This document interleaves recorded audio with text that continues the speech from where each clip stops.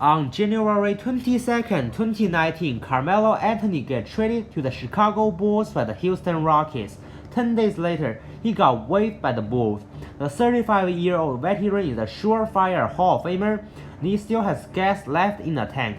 But no teams have shown signs of having interest in signing Melo, and it looks like he played the last game of his career on November 8, 2018.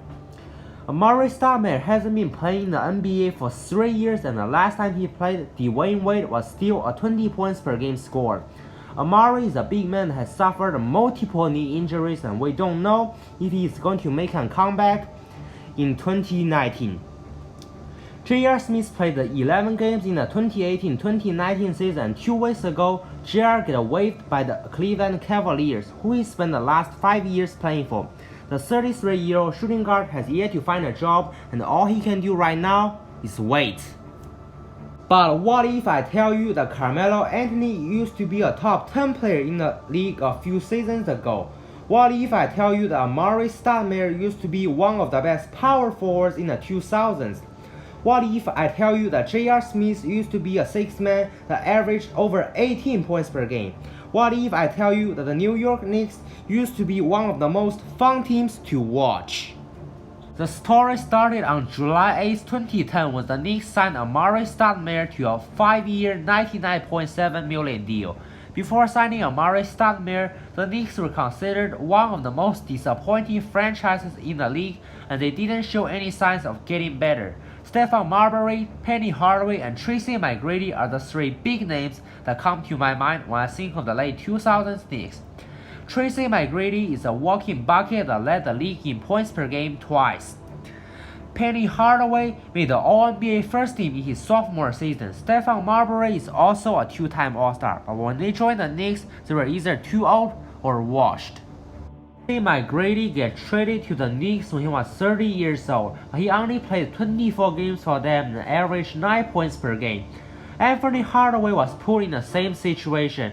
In the 2.5 years Penny spent in New York, he played 83 games and averaged around 9 points, 2 rebounds, and 2 assists. Stephon Marbury's Knicks career is slightly different. He put up great individual numbers, helped the Knicks reach the playoffs for one time, and had a lot of problems with the general manager and the coaches. The Knicks spent years losing, and they desperately wanted to change their destiny in the summer of 2010. The market was filled with elite players that could bring the Knicks back to life, and they had $33.4 million in cap space to sign 2 players to max contract. So what happened next? Well, they didn't do so well. LeBron James, who the Knicks have been wanting for years, decided to take his talents to South Beach to form a super team with Chris Bosh and Dwayne Wade. Dwayne Wade, who was still a superstar at the time, is the guy that convinced both Bosh and James to join the Miami Heat. He never considered signing with the Knicks. Joe Johnson was another star player that the Knicks reached out to after the free agency started, but for ISO Joe, leaving nearly $27 million on the table to play in Big Apple City didn't make any sense. But hey, the Knicks still managed to land Amar'e Stoudemire, and the top power forward can reunite with his former coach Mike D'Antoni. Little did they know that something greater was about to come. Amar'e gets signed to a 5-year $100 million contract by the Knicks. He returned the favor by playing at the MVP level. Through the first 54 games of the 2010-2011 season, Amar'e averaged 26.1 points and 8.6 rebounds a night while sitting out just once. Amar'e is an elite mid-range shooter that has great face-up skills. If you give Stoudemire too much space, he can just pull up and knock down a mid-range jumper. In his first season as a Knick, Amar'e shot 46% from the left block and 46.3% from the right elbow, which just showed you how good of a shooter he is. If you get too close to Stoudemire, he can blow you by and throw down a dunk. That's how athletic and explosive he is. The Knicks didn't play as well as many thought they would, and they only won 28 of their first 54 games. But on February 22, 2011, the Knicks and Denver Nuggets agreed to a blockbuster 3-team trade Monday night that sent the All-Star forward Carmelo Anthony to the Big Apple. Carmelo had been wanting out of Denver for a long time. Most of the players on the 2010 Nuggets roster would become free agents the following year, and the Nuggets wanted to go younger. Rebuilding is not something that a 26-year-old star can deal with, and he demanded a trade right after Denver provided him with a 3-year $65 million offer to extend his contract. Yes, Melo could have waited for a few months and signed with the Knicks as a free agent. Yes, the Knicks could have waited for a few months and signed Melo when he became a free agent. But neither side could wait, and Carmelo Anthony was going to be playing for the team that he grew up watching, the New York Knicks. Carmelo Anthony posted great numbers after getting traded in February. In the 27 games he played in a blue and orange jersey, Melo averaged 26.3 points, 6.7 rebounds, 3 assists, and shot 46% from the field and over 42% from beyond the arc. But sadly, Melo's good performance didn't put the Knicks back on the right track. The Knicks finished the season with a mediocre 42-40 record, and Amar'e Stoudemire's number dropped. Amar'e had 8 games where he scored 20 points or less in the team's final 28 games, after only doing that 9 times in the 54 he played alongside Felton. The Knicks' disappointing 2010-2011 season had a lot to do with the players that they gave up on in the Carmelo Anthony trade. Raymond Felton, who was Stoudemire's pick-and-roll partner, averaged 17.1 points and 9 assists per game before getting sent to Denver. Raymond and Stoudemire had some problems in the first 3 weeks of the regular season, but as time passed by, they got more familiar with each other. Amar'e had 8 games where he scored 20 points or less in the team's final 28 games of the 2010-2011 season. In contrast, he only did that 9 times in the 54 he played alongside Felton. The team looked cohesive, and Stoudemire did enjoy playing with Raymond Felton, but the trade split the dynamic duo up. Danilo Gallinari, who averaged 16 points and 6 rebounds as a junior, is also included in the Carmelo Anthony trade. Obviously, Anthony is on another level, but having a young 16 points per game scorer on the roster is always a great thing. In the playoffs, the Knicks found themselves playing against a 56-win Celtics team that were looking to compete for one last time. Will they be able to pass the first round in the 21st century? Melo has a terrific game too. Melo scored 42 points, grabbed 17 rebounds, and put on a show. Melo attacks the basket, draw fouls, make contested jumpers, and he damn near single-handedly led the Knicks to the victory. But unfortunately, the Knicks choked in the last minute of the game, as the Knicks went on to get swept by the Boston Celtics. The New York Knicks 2011-2012 season is filled with excitement and disappointment. The first player that comes to my mind is not Carmelo Anthony nor Amar'e Stoudemire, it's Jeremy Lin. Lin insanity is a word that will forever be remembered by basketball fans around the world. It's a light in the darkness. It brought excitement to a team that was struggling and losing. Jeremy Lin was signed by the Knicks because there were only 2 guards that the Knicks could use. Lin's insanity officially started on February 4, 2012. In a game against the New Jersey Nets, Lin surprised everybody by dropping 25 points and outplaying Deron Williams, who used to be a top 5 point guard.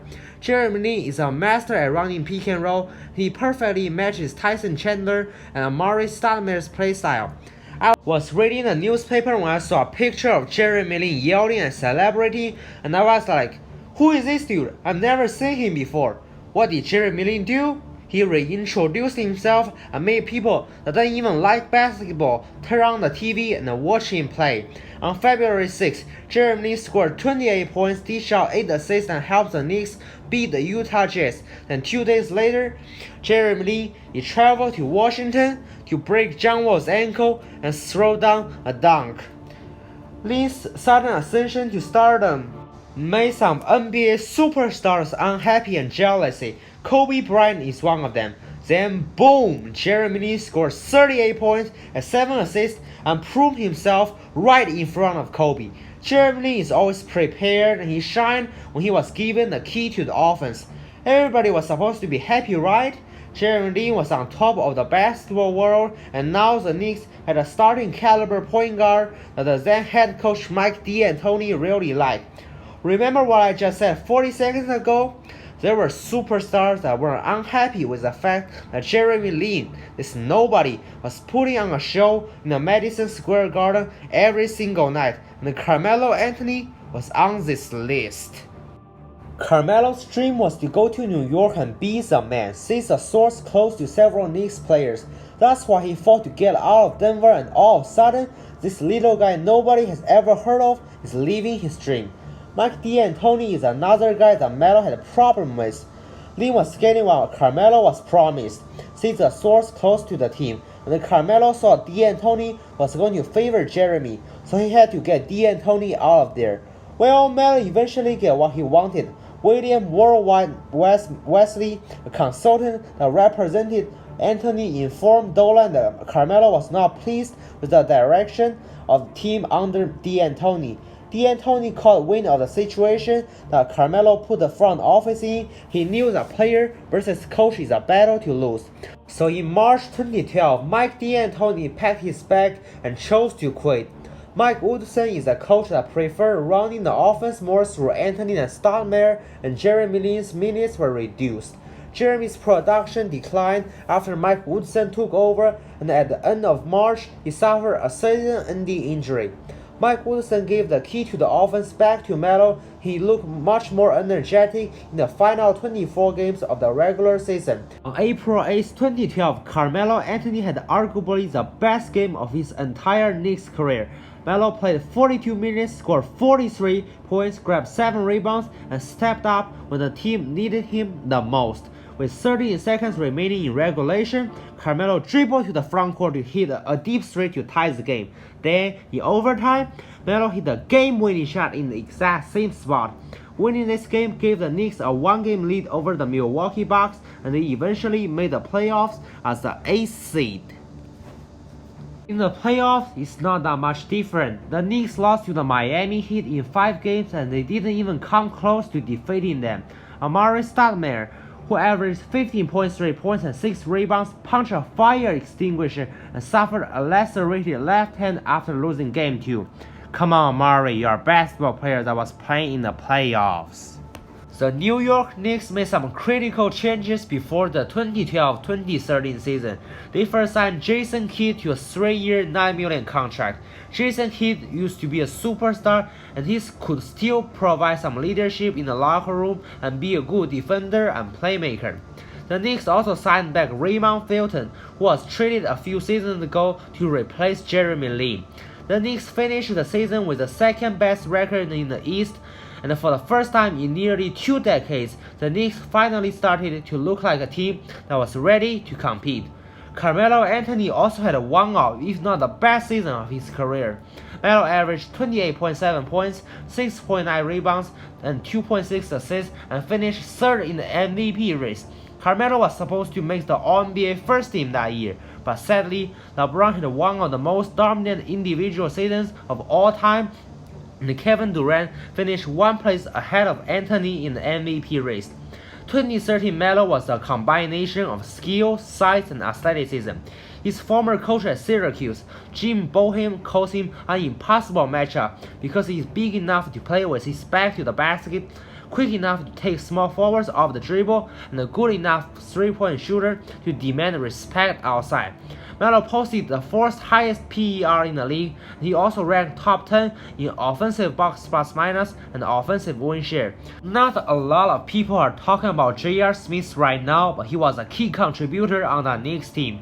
J.R. played 80 games, didn't start a single time, and averaged 18.1 points, 5.3 rebounds, and 2.7 assists. J.R. is the 2nd best offensive player on the team, and he took over when Melo was not on the court. Just like Carmelo Anthony, the 2012-2013 season is also J.R. Smith's best season as an NBA player. J.R. had a career-high 26.5% usage rate, and he posted career highs in offensive win share, defensive win share, and win share. J.R. was rewarded with the 6th Man of the Year trophy, and he received 41 more first-place votes than Jamal Crawford did.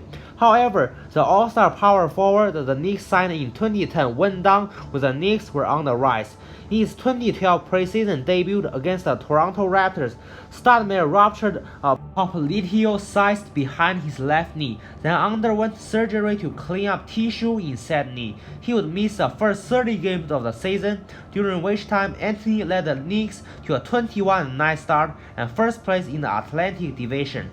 Following a March 7 bout against the Oklahoma City Thunder, in which Stat nearly led the Anthony-led Knicks to victory, an MRI revealed swelling in his right knee. He would undergo yet another debridement, causing him to miss 6 weeks and the remainder of the 2013 regular season. In the first round of the playoffs, the second seed Knicks found themselves matching up against the Celtics again. The Knicks won 3 games in a row, and they won each game by an average of 12 points. Carmelo Anthony also performed at a very high level, as he scored a combined 96 points in the first 3 games. The Celtics were on their last leg, but that doesn't mean they were going to let the Knicks kick their butt. In Game 4 and Game 5, the Celtics played extremely tough defense, and it gave the Knicks a lot of trouble. The Knicks was a team that played below average defense and heavily relied on the 3-pointers, but in Game 4 and Game 5, the Celtics exposed them on both ends of the floor by exploiting their bad rotation and contesting every single one of their 3-pointers. Melo was bad, really bad. He lacks the effort defensively and shot below 35% in both Game 4 and Game 5.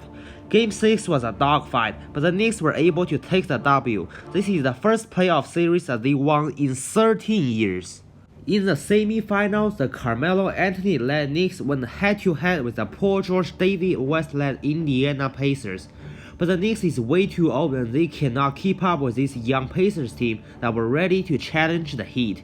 J.R. Smith was terrible in the first round, and in the second round, it really didn't get any better. In the 6 games that J.R. played, he averaged 13.5 points per game and shot an absurd 28% from the field. There's no way you can win a series when your second option offers you little to nothing when you need him to show up. Jason Kidd didn't score a single point in the series. Amar'e Stoudemire was far less productive. In Game 6, Carmelo shot 15 for 29 from the field and dropped 39 points. Paul George was one of the best wing defenders in the league, but in that game, he wasn't capable of slowing down Carmelo Anthony. But it's just too late. They were running out of gas and ended up losing to the Pacers in 6 games. Then, the team that brought excitement and happiness to the Madison Square Garden fell apart. Iman Shumpert and J.R. Smith get traded to the Cleveland Cavaliers a few seasons later.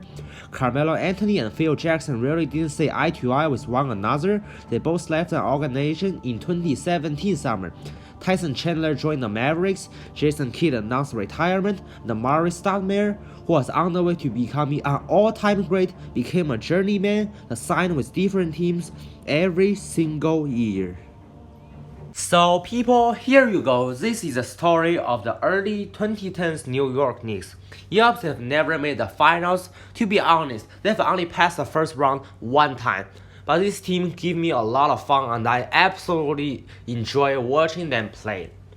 I wish Melo could find a job in the upcoming 2019-2020 season, and I want J.R. Smith and Amar'e Stoudemire to be signed. So this is today's video. If you like this video, smash the like button. Leave a comment down below to share your opinions with me, and don't forget to subscribe. With that being said, I am out. Peace.